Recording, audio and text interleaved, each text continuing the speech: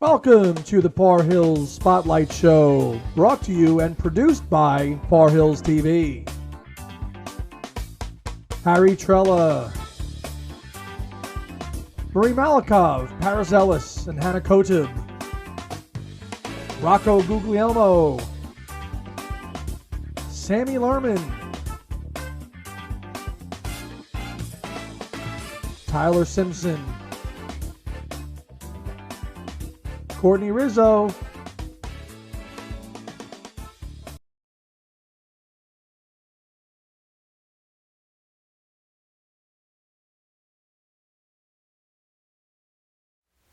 Hello. Today we are interviewing the Coach Wells for the sports segment of Par Hills Spotlight. So the first question I have for you, how do you see the rest of the season going for our wrestling team? All right, great question. First, I want to thank you for having me here today. I really enjoy it. I like what you guys are doing.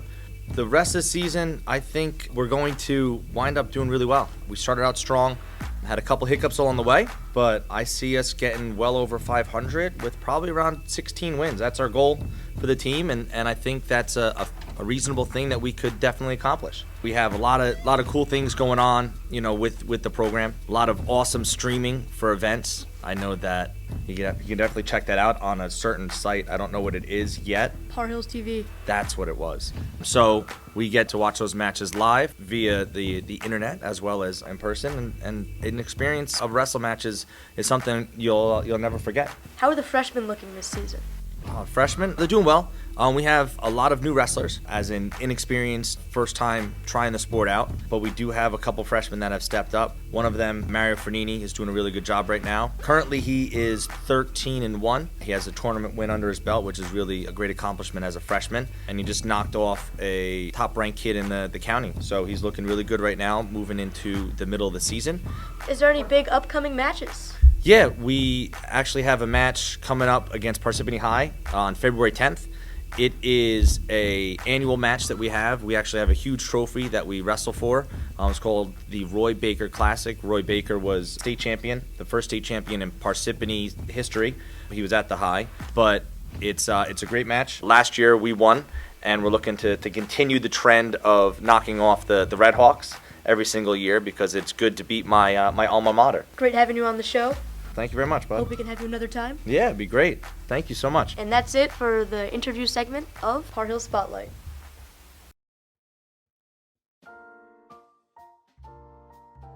Welcome back to Tea Time. We're your hosts, Paris Ellis, Marie Malikov, and Hannah Kotib. Our first topic will be on Malu Trevejo. On January 23, 2023, Malu Trevejo, a singer, social media influencer with over 11 million followers on Instagram and many more on the other platforms. She has recently been accused of abuse, battery, and sexual misconduct by several of her former employees. They have all recently come out with their own stories of the incident. What kind of example is she setting for her younger fans?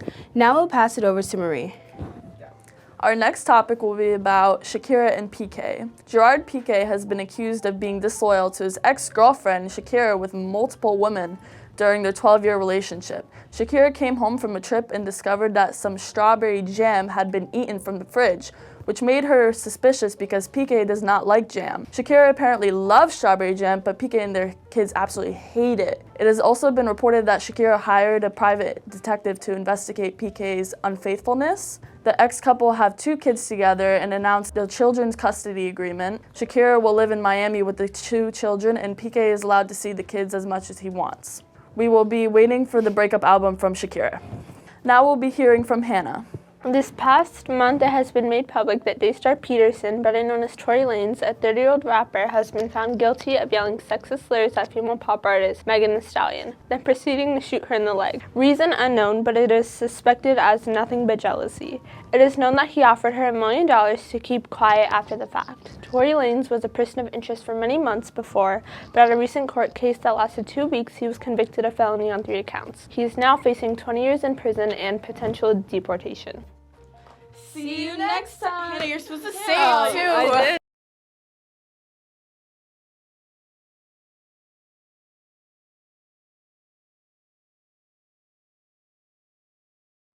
Hi, Welcome back to the sports segment of Par Hills TV. We're your hosts. I'm Rocco.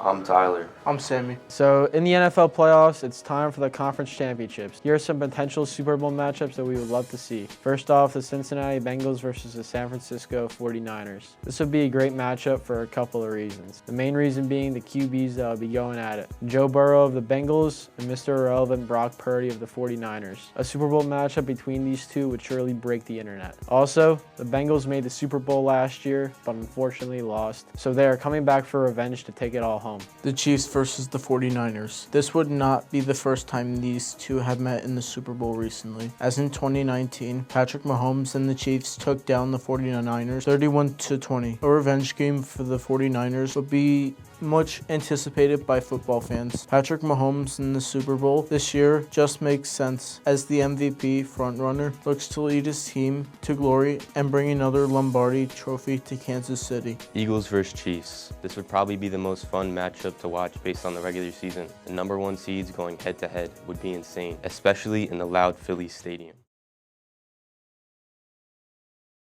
I'm Courtney Rizzo, back with another movie review, this time for Death on the Nile, based on the book by Agatha Christie. The movie starts in a club with Simon Doyle, played by Armie Hammer, and his fiancée, Jacqueline Belfort, played by Emma Mackey. Jacqueline introduces him to her childhood friend, the millionaire Lynette Ridgway, played by Gal Gadot, who asks him for a dance. Now the movie flashes forward to Simon and Lynette, who just got married and are celebrating with their honeymoon in a river steamboat on the Nile. Their families are on board, along with the detective Poirot and Simon's ex-fiancée, who has weapons and wants revenge. That all happened in only 30 minutes of the movie. So when a murder happens, the detective is interrogating everyone. The movie reminded me of Adam Sandler's murder mystery on Netflix, from the murder on a luxurious boat to the comedic aspect from the detective's lines. 2022 wasn't a great year for movies, but this was one of the few that were amazing to watch between the great cast and the fun mystery. You can watch it for free on Hulu.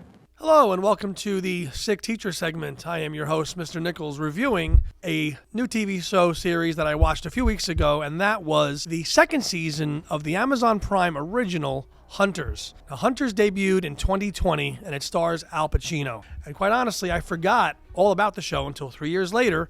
Prime said, "You might like this, watch it," and season 2 premiered. Now, Hunters is a very, very dark but interesting show that is kind of historical fiction. So there's elements of true history, but then obviously loads of fiction brought into it. And that always kind of creates for a very interesting watch. The premise of Hunters is that Adolf Hitler survived the war in 1945 and still lives.